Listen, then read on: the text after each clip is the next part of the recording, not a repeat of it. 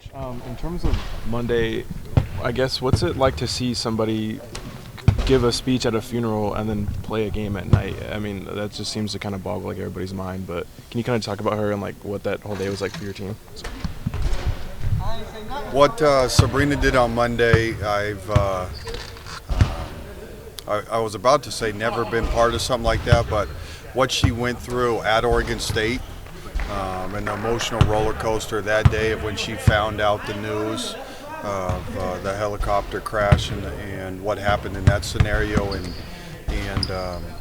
her ability to, in a very short amount of time, to process that, grieve, and to gather herself and go compete in Corvallis. That first time, I've never been a part of anything like that. And then the celebration of life that she got to be a part of, it was very similar, emotional roller coaster on top of a plane trip and showing up and then competing and playing at Stanford against one of the best teams in the country. She did it again.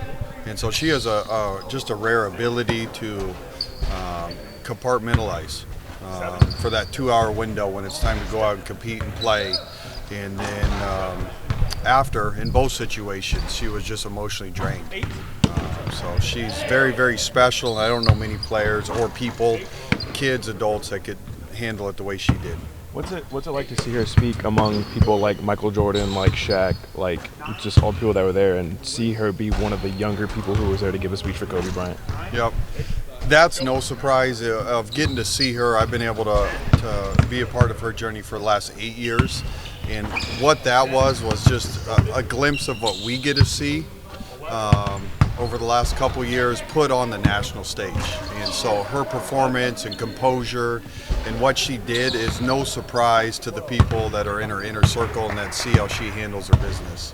What's going through your head when your whole team and staff is sitting there on, I think it was like a laptop or an iPad at Maples, just watching it happen live? I mean, were you guys talking to each other through it while it was going on? And just walk me through that kind of moment there while she's delivering the eulogy. Yeah, watching Sabrina do it, it was surreal.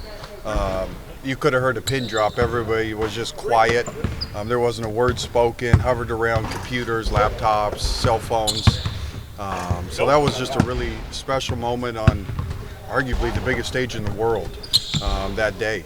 And she did a tremendous job and represented herself and her family, our program, the community at the highest level. When you came to the game Monday night, you might not have known quite what she had left in the tank at the end of that day. Stanford seemed like they didn't want to let you beat them, so Satou steps up the way she did. Could she have done that a year or two ago? I wonder if that speaks to just kind of the progress Satou has made and kind of her readiness to take the next step in her career as well after this weekend. Yep. Satou, I think it just speaks to the depth of our team and the talent of our team.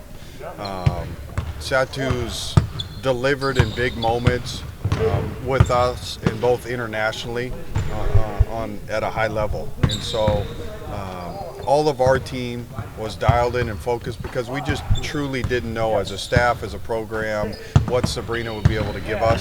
And so there was a laser-like focus in our locker room before the game. And then when they were out on the court warming up, you could just feel it and sense it that our team was ready. How different a player has Satou been, say, a year or two ago?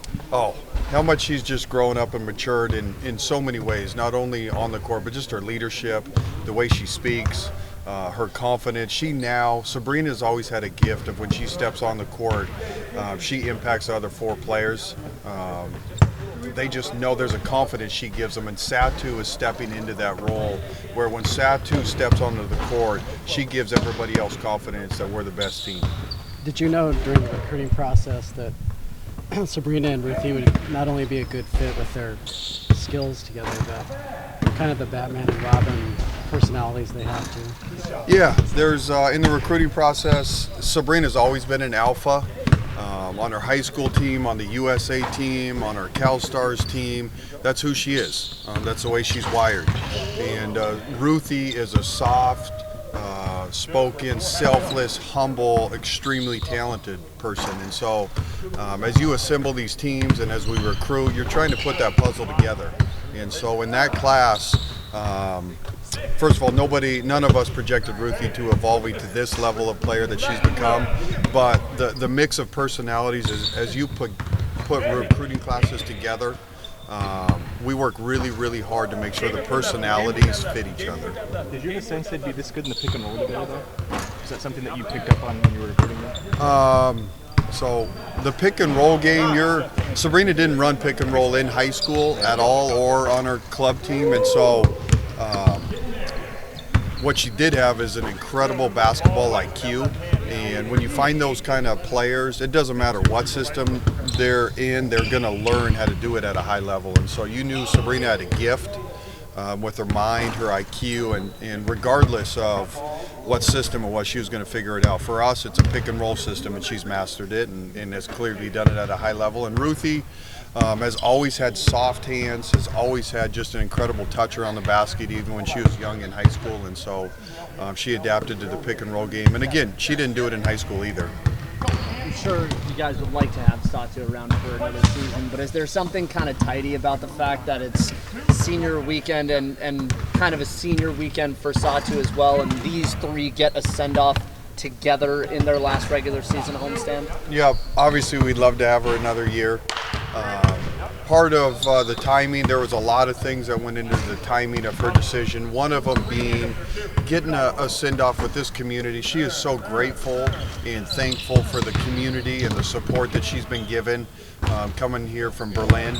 And she wanted to be able to just say thank you and to be a part of the festivities. But also, she was very sensitive and wanted to make sure it's about the seniors. It's about Sabrina and Ruthie and Mignon.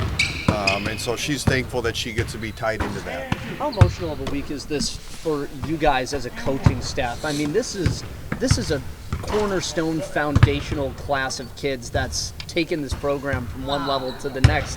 What's it going to be like for you guys just seeing this finish out here this weekend at Matthew Knight? I mean, yeah, you have the tournament, but this being the regular season homestand. Yeah, it'll be a very emotional weekend for our staff. It's the culmination of a vision when all of us came here, of what we wanted to build, of the vision that hadn't come to fruition yet, with all these kids that decided to come here when our program wasn't very good, and to see what it's become, and to know it's one of the last times that you get to go to battle with them at Matthew Knight Arena.